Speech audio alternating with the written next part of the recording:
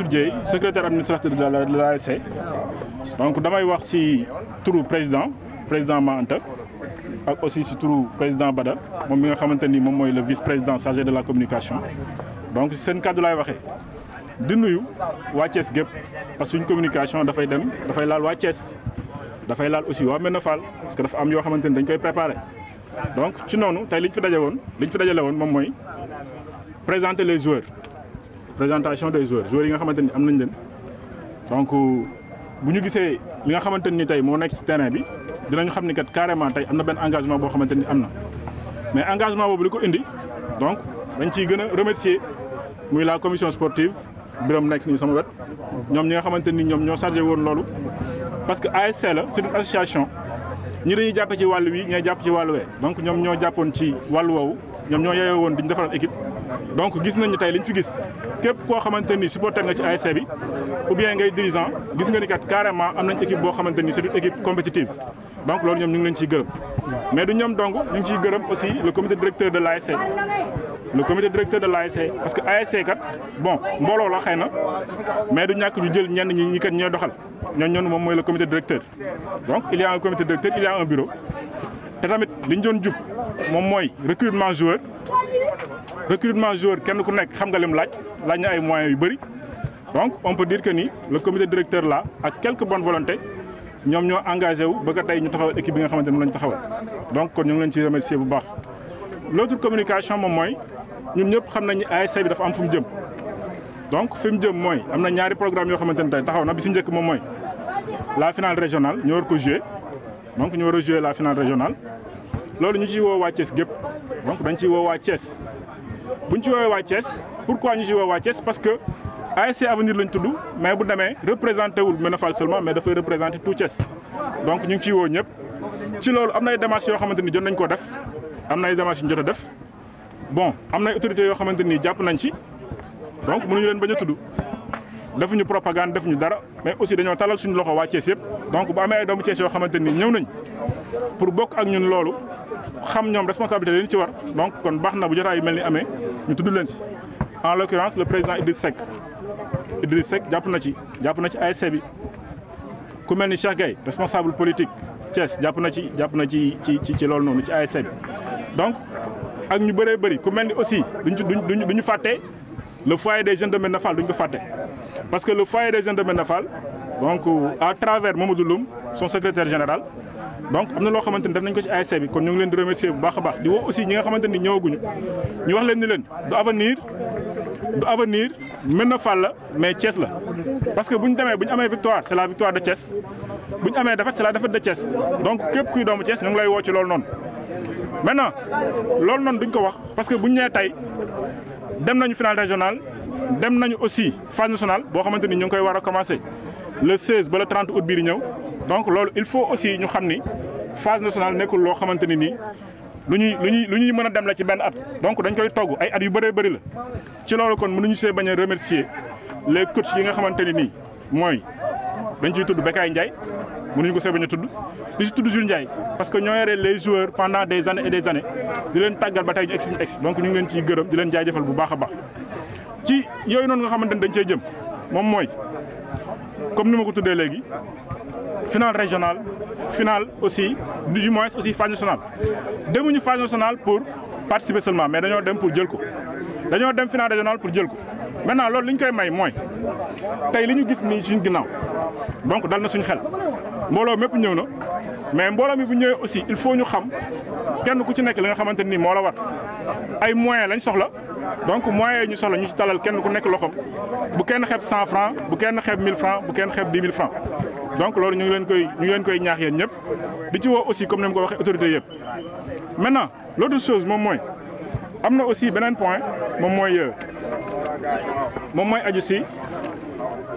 li ma wax léegi da ciy ñëwaat am nañ équipe bu ñu amee équipe am nañ dirigeant am nañu supporter donc ñëpp a ngi nii suñu ginnaaw taxaw maintenant loolu bu ñu ko amee pare dafa am loo xamante ni ñu ay mébét dañ koy am maintenant ñun mébét bi ñu njëkk a am muy suñu objectif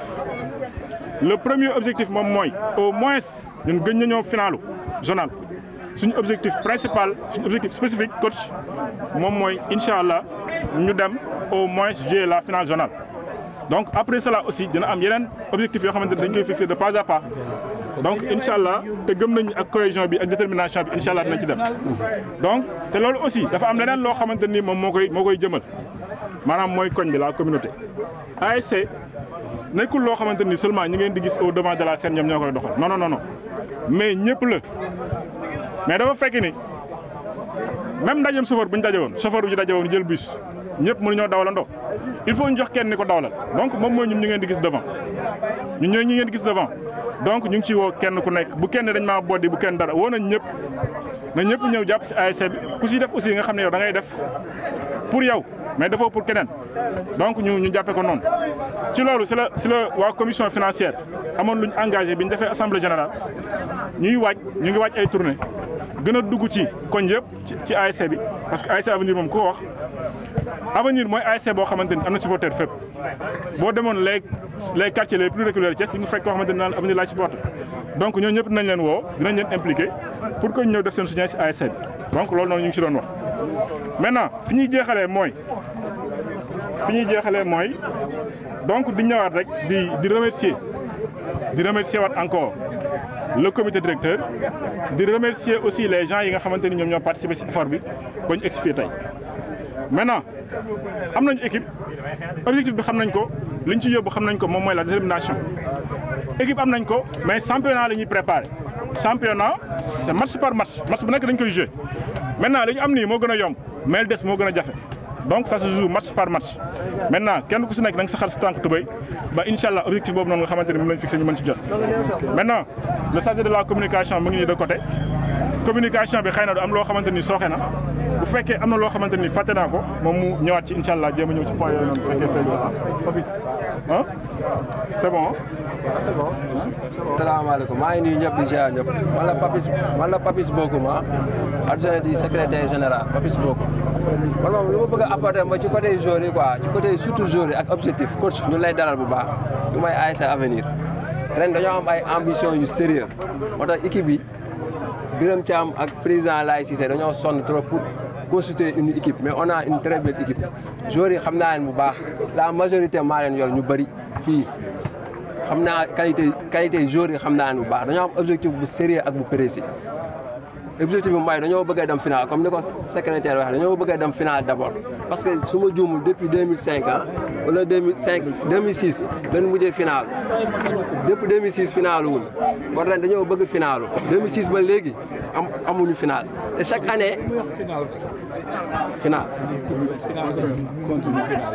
waaw d'accord boobu ba léegi final wul te dañoo bëgg ren jël final dem final jël coupe moom lañ bëgg léegi objectif bi la ñuy wax joueurs yi tous les joueurs yi bëri xamante nañ fii ren dañoo am force mooy la majorité des joueurs ci koñ bi lañ dëkk fii la ñuy juddoo fii la ñuy yaroo fii la ñuy cosaanoo am na joueurs yoo xamante ne dañoo manqué quoi ñëwuñu fi peut-être dañoo absenté wala dañoo am benn kii quoi benn retard mais daani ñëw incha allah fii ak joueurs yi ñu complété équipe bi mais joueurs yi laa bëgg a xam ren avenir dañoo bëgg nawetaan ren dañoo bëgg avenir dañoo bëgg ren def lu kenn deful nawetaan dem final jël coupe bi moom lañ bëgg am nañ joueurs yi ñu am xam na leen bu baax ay qualité joueurs yu baax ñu ngi fi li ci des mooy bëgg-bëgg bi ak gëm-gëm bi jàppale coach bi ñu ñëw gagné trophée yi joueurs yi ñëw yu bees tamit ñu leen di féliciter di leen encourager di leen wax ne yéen ñëw ci équipe bu neex ak faral avenir incha allah ren on va tout faire pour remporter tous nos matchs incha allah coach ñu lay dalal ak jàmm ak salaam loolu laa bëgg. merci. ami téléspectateur bu Merveille Thiès TV ba léegi ñu ngi daje ak ki nga xamante ni mooy le nouveau coach bu ASC avenir ñu gën ko xam ci grand suñu papa Dial Sarr mën nañ ko tuddee noonu dañ lay bàyyi nga nuyoo waaw buñ nga daal di li nga xamante mooy présenté wu ak nga xamante ne téléspectateur. nga moom Dial c'est le nom bi nga xam ne pratiquement ñëpp moom lañ may woowee ou le docteur Sarr am na ñuy wax Ousmane donc yooyu yëpp c'est bon mais c'est le coach yooyu yëpp mais j'ai la chance de diriger équipe boo xam ne équipe bu mag la parce que Bekay am na renom ku ko tuddul fii tamit parce que kon jaaroo yoon parce que il fait partie des initiateurs yu indi équipe bi fii donc gos yu bëri moo leen formé fii disons sax mën naa wax pratiquement à 100% ñëpp ay poulain wam lañu moo leen formé donc su may hérité liggéey boobu war naa si mën def sama kéemtalaay kàttan pour mën a parce que déjà les dirigeants les joueurs ñoom ñëpp dañoo manqué ren pour redresser waat équipe bi parce que depuis plus de 15 ans équipe bi mu ngi xaw a patauger un peu peut-être que l'équipe est là mais coupe zonale boobu ba léegi 2006 ba léegi gagné wuñ ko ñu def ko premier objectif ak aller de loin war a mën a génn dem phase nationale donc am nañu retour de beaucoup y a de joueurs yu ñëw am nañu à peu près lu mot une quinzaine d'éléments yoo xam ne ñëw nañ ci équipe bi donc ak ñi fi nekkoon daaw ñu bëri ay anciens lañ fi woon donc retour au bercail lañ def ñu lañ dellu si waat ci kër gi donc man damay servir rek pour dajale leen won leen canaliser leen comme j'ai l'habitude de dire que rek man ñëwuma fi pour jàngal leen football parce que jàng nañ ko problème bi rek moom mooy ñu gën leen organiser pour ñu mën a nekk une équipe parce que dañuy wax ne mun nañu am 11 joueurs yu baax mais ñun suñu objectif ren moom mooy am équipe bu baax comme niñ koy waxee 11 joueurs yëpp mun nañu baax mais soo leen formé wulee pour ñu def équipe bu baax rek doo mun a avancer donc il faut que ñu nekk une équipe compétitive qui peut gagner pratiquement tous les matchs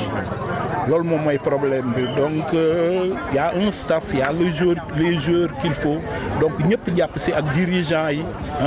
j'ai trouvé des dirigeants sympathiques déjà ñi ma rencontré woon ñoom Lay Cissé ay ma anta président donc j'ai trouvé le reste du groupe fii ñoom Bada Mansour Dieye Papis Bokoum ñoom ñëpp vraiment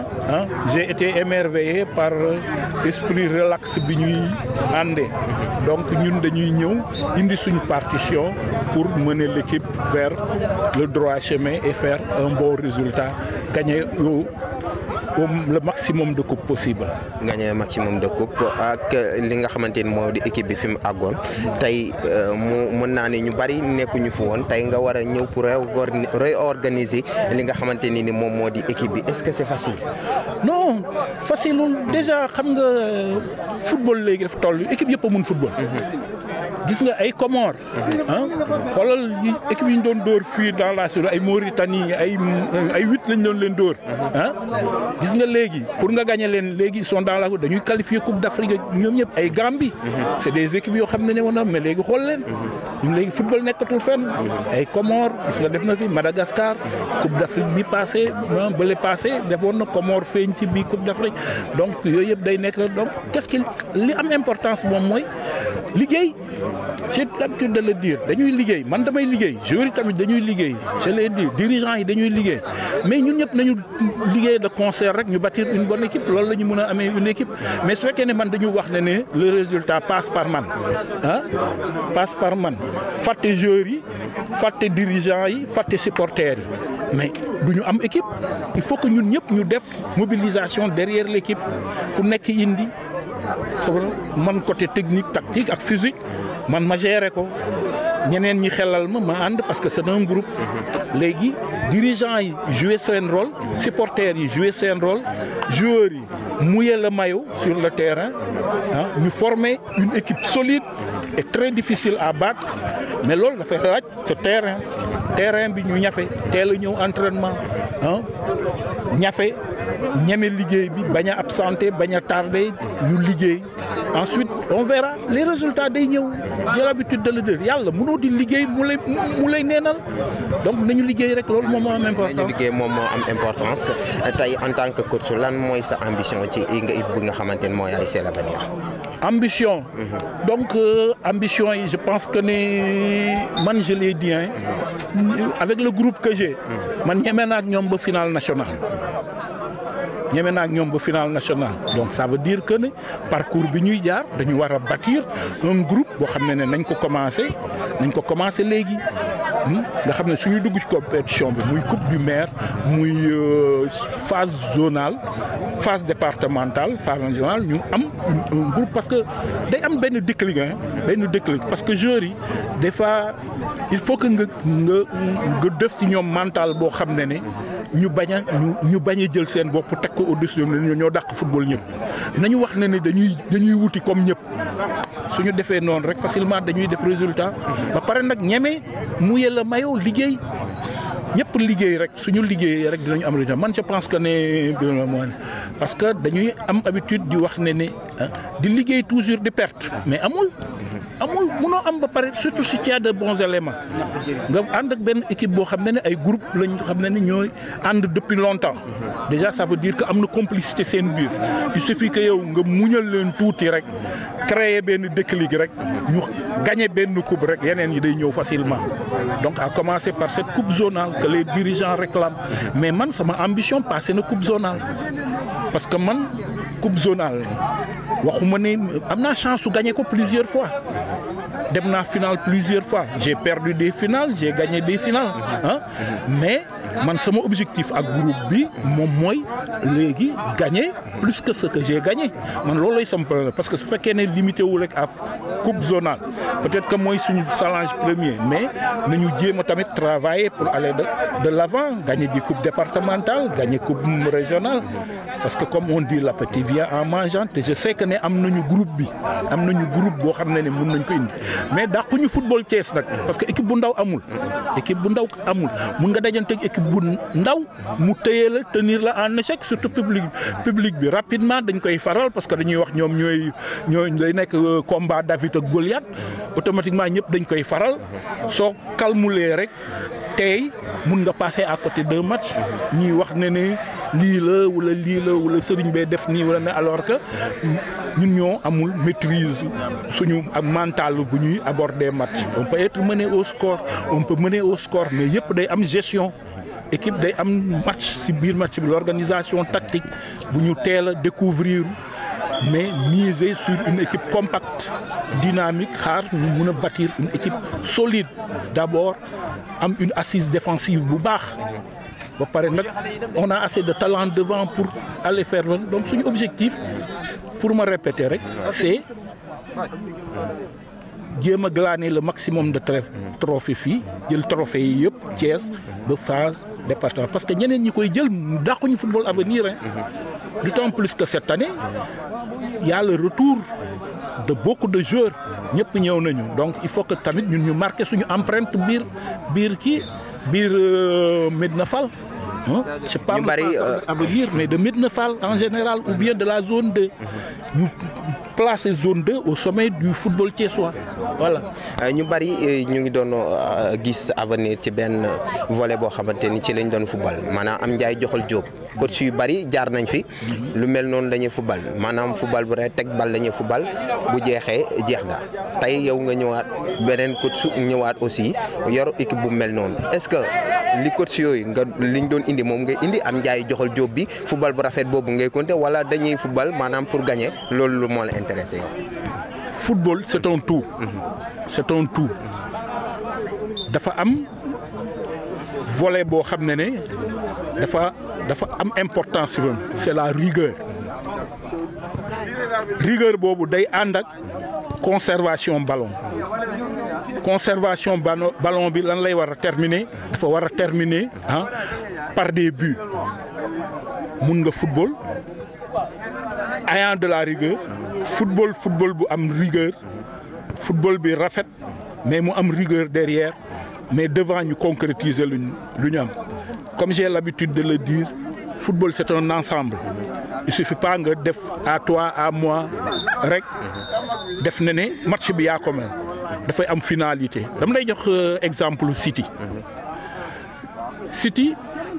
man jeune Sénégal yëpp am nañu habitude di seetaan matchu championnat Angleterre gis nga City dañoo am force boo xam ne mën na non seulement il garde la balle mais dañu am rigueur mais pourquoi léegi ñuy lu tax ñuy perte yenn match yi parce que dañuy dem benn moment boo xam ne dañuy privilégier trop conservation ballon bi que le résultat mais football amalgame la day am zone presse ci kaw il faut ngeen ñeme attaquant yi liggéey milieu bi liggéey dans la récupération la défense am rigueur man j'insiste là-bas man je veux une équipe man su ma jëlee but day mel ni dañ ma jàmpaaka j'aime pas une défense bugguma caaxaan muy gardien wala dëgg man bugguma équipe bu friable équipe dafa war a dëgër ci ginnaaw but sax balaa nga koy encaisser day fekk nga war ko encaisser mais loo xam ne sax surprise la ou bien nit ñi wax enfin ñu encaisser loolu ça passe par un gardien stable une défense stable comment gis nga par exemple damaa ñëw rek ne leen Tam je sais que am na expérience am na dara mais am na benn rigueur boo xam ne ni il faut que ñu delloo si ko si biir groupe bi mais football conservation ballon à toi à moi tiki-taka comme on dit c'est un football moderne parce que il faut se faire plaisir waroo jël bal yi rek crispé looloon ñu taxaw ci ginnaaw football lu ñu il faut que mu am ay dédoublement ñu mën a dellu si ñëpp prêt physiquement quand on attaque on revient rapidement ñëpp taxawaat ñu wane ne suñu taxawaay on ferme les soupapes ñëpp taxaw ñu am taxawaay bu rafet ba pare ci kaw ñu daw conquête bal zone presse day am zone boo xam ne su équipe bi di remonter bal dañ ko war a téye attaque bi amul fo amul équipe bi ñoo ko munuñu benn équipe nañu wax équipe yëpp dañu war a ñafe comme ñoom ba pare def leen mais nañu am ba xam ne suñu génnee ñu xam ne on a mouillé le maillot avec la victoire xam nga du ñu ñëw rek par exemple ndax équipe bi daf ñoo ragal moo tax mais équipe bi man je préfère équipe bu ma ñeme ma gagné ko que nga dajanteeg équipe boo xam ne da la ragal ba pare mu gagné la que c'est souvent ce qui arrive parce que da ngay négliger yenn match yi nga perdre ko donc il faut pas qu'on se dise que y a 14 ASC si je ne me trompe wala non 12 donc 4 ak kii ça fait 13 ans il y a 13 ASC qui forment cette zone là mais ñun nekkuñu à la tête mais nag il faut que xam kañ la ñuy nekk à la tête quand on va prendre la coupe ñu jël coupe bi indi ko loolu moom mooy problème bi c'est là où il faut se battre ñafe ci terrain bi ñafe ci terrain bi ba mun a def résultat loolu moom amee ba tam défi c'est pas de gagner cette coupe rek c'est de bâtir une équipe je l'ai dit j'ai peut-être 18 ou 16 joueurs de bons joueurs mais il me faut une bonne équipe c'est quand j'aurai une bonne équipe ba pare gagner en ce moment-là je saurais que j'ai réussi sama mission. merci ñu bàyyi la nga nuyoo ak mbokki téléspectateurs yi nga xamante ne ñoom ñu seetaan. waaw asalaamaaleykum di nuyu ñëpp surtout la presse à travers Merveille TV c'est vraiment ñëw bi nga ñëw fii terrain bi pour ñëw vraiment couvrir li nga xam ne mooy entraînement cadet yi nga xam ne dafa jëm ci phase finale régionale mercredi incha allah en même temps fekkee wàlla présentation des joueurs seniors je pense que c'est l'occasion de vous remercier ndax presse dafa am solo ndax lépp lu ñu mënti def tamit yéen a koy relayer donc waaw. ñu koy relayer ñu daal di jëm ci li nga xamante ne mooy finale phase régionale avenir ak ki nga xamante ne mooy José bu Mbour. tey nag en tant que président naka ngeen koy waajalee pour match bi mercredi incha allah. waaw je pense que affaire bi depuis daaw la woon match bi ñu waroon ko jouer par incident yi am si donc indi ko ren je pense que préparation bi xamoon nañ ni finale bi début saison lay doon donc xale yi boo xool ñoom ñëpp ñu ngi woon si ay club di compétir wala ñu nekk centre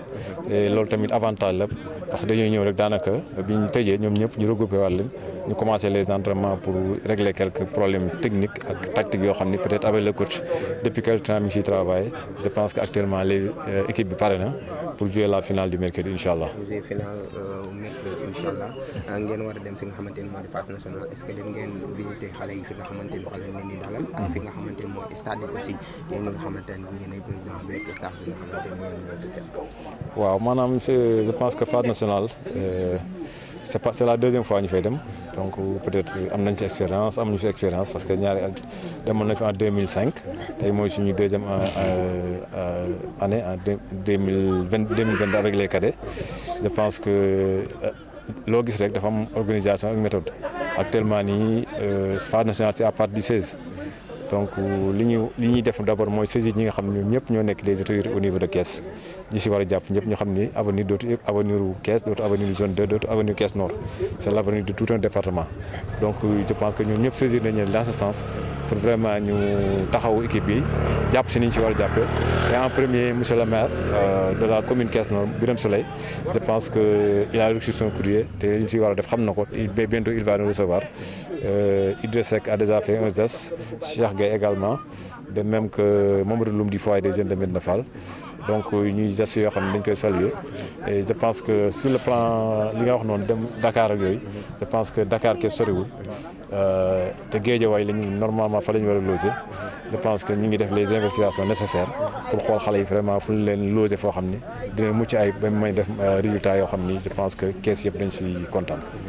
tey senior bi ngeen def li nga xamante mooy prise de contact par rapport ak ñeneen entraîneur bu bees bi nga xamante ni yor ngeen ko ñuy recruter plus de 12 ou 15 ñi nga xamante ni mooy joueur jënd la wala dañ leen a dem waxtaan pour ñu ñëw si. waaw dañuy sant yàlla rek je pense que boo leen xoolee équipe bi ñi ñëw ñëpp je pense que dañoo ñibbisi ñi si ëpp bokk dañoo demoon tasaaroo ku nekk dem quelque part peut-être. Aventure tamit day baax si parfois si jour mais je pense que ren suñu objectif moo vraiment képp koo nga xamante ni dëkk nga Médina Fall rawatina biir avenir te am yéene football avenir nga ñibbisi je crois que si loolu lañ travaillé yàlla defal nañu si ndam ba la majeure partie des joueurs yi nga xam ne actuellement ñoo ngi si équipe bi je pense que fii lañ dëkk li nga xam ne amoo ko sañ nga ko uti loolu lañ def. Je pense que bariwuñu booy xool 4 à 5 jours rek ñoo dëkkul bi Médina Fall te loolu amu fi moo tax ñu dem wuti ko mais du question moyens yi leen jox wala dara parce que jour moom da koy motiver rek mais kenn mu leen a fay ndax nawetaan c'est devenu professionnel boo lay xoolee ay zone course ba da ngay gis ñu dégg ay 500000 mais 700000 sa dégg nga ko ñu koy fay ay jours je pense que ñun egguñu foofu te booy xam nañ ci koñ bi lañ bokk dañoo war am rôle bu ñu joué te je pense que si dynamique boobu lañ ànd ak ñoom ba vraiment taxawal équipe boo xam daanaka ñoom ñoo ko taxawal donc vraiment c'est l'occasion de remercier ñoom ñëpp vraiment ndax ku nekk à son niveau jàpp na si ba équipe bi taxaw. par rapport ak li nga xamante ni moom mooy en tant que président bu l'ASC Avenir tey ban ambition nga am ci équipe bi. waaw ñun moom je pense que at yii yëpp boo lay xoolee ñun en demi-finale la ñuy taxaw donc objectif mënul nekk leneen lu remporter cette finale zonale en catégorie senior. phase nationale aussi demuñu foofu pour participer dañuy dem pour jëli ko loolu tamit leer demuñu foofu pour participer dañuy dem pour jëli ko donc ñaari ambition yi pour l'instant moom la ñu am bu étape boobu jàllee nag zonal bi donc ñu mën a toog évaluer xool vraiment nu ñu songee départemental yi coupe du maire aussi suñu ambition la suñu sañoon jël ko ndax mosuñu ko jël je pense que jël nañ coupe yëpp ba mu des coupe du maire au niveau de Thiès donc loolu tamit objectif la boo xam ni cette année bokk na ci li nga xam ni soxla nañ ko lool ndax avenir gëj naa final depuis 2010 donc c'est l'occasion cette année vraiment ñu def ay final en senior boog en 2010 lañu gagné final mais carré moom tàmm nañ ko parce que vraiment def nañ 10 final gagné 7 yi ñàkki 3 yi je pense que phase nationale bi ñu dem nii lu loo xam dañ ko sàcc mais lu ñu mérité la parce que en 20 ans d'existence nga dem 10 fois final te daaw tableau yëpp ñu ngi si def zonal départemental régional je pense que phase nationale bi carré yi dem mérite la daal te dañ leen di ñaanal yàlla rek ñu jëlee fa ndam. kàddu gi mujj gi lan lay doon. waaw xanaa sant ñëpp rek surtout nag supporters yi waaw di leen ñaaxaat rek ñu xam ni nawetaan daa am na lu ko yàq ndax booy xool eggul ndax ay violence te loolu tamit je pense que lii tax nawetaan ren am tamit si final bi la dépendre mooy ñu ànd ak discipline ànd ak fair play ak que le meilleur gagne mais buñ fa amee indee benn xët-xët rek dañu xañ seen bopp mais dañu xañ jeunesse kees bi yëpp parce que nawetaan kees boobaa du am loolu tamit préfet wax nañ ko ñi nga xam ñooy orca wax nañ ko kon dañuy lancer supporter ñoom ñëpp vraiment ñu ñëw supporter seen équipe dans le fair play vraiment yàlla di ñaan yàlla may ñu ndam je pense que loolu mooy tax vraiment nawetaan am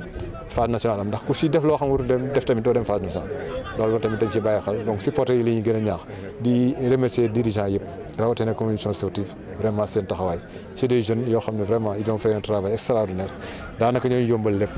donc ñun bu ñu interview ba leen ñu gisul rek xamal ni lépp a ngi dox mais rarement ngeen ñu gis donc ñu mel ni ñoom Birame Thiam ñoom Iran Mbaye ñoom Mbaye Ndiaye Baye Laat donc ñooñu vraiment amuñu seen góor a faal ñooñu c'est des jeunes yoo xam ni ñoom xam nañu ASC bi seen ASC ñun peut-être suñu temps may ñu lu bëree bëri ñu ñëw teew mais ñoom fu équipe bi geesoo gis leen te je pense que dañoo bàyyi seen temps bàyyi seen lépp ndax ASC bi di leen ñaanal rek ñoo xam ni ñu bëgg ñu fàtte Cheikh Déthié Mansour ñoom ñëpp vraiment c'est des jeunes yoo xam ne ñu ngi si ASC bi muy loo xam ni vraiment pour ñun la relever assuré te loolu dal na xel daal donc ñu ngi sant population bi yëpp di gërëm Merveille TV aussi vraiment si li nga xam ne mooy déplacement bi ñu déplacé pour couvrir cette première séance bi nga xam ne moom la ñu def fii si terrain bi nga xam ne moom la ñu fas yéene entraîné ren mu nekk si ginnaaw lycée bi jërë ngeen jëf.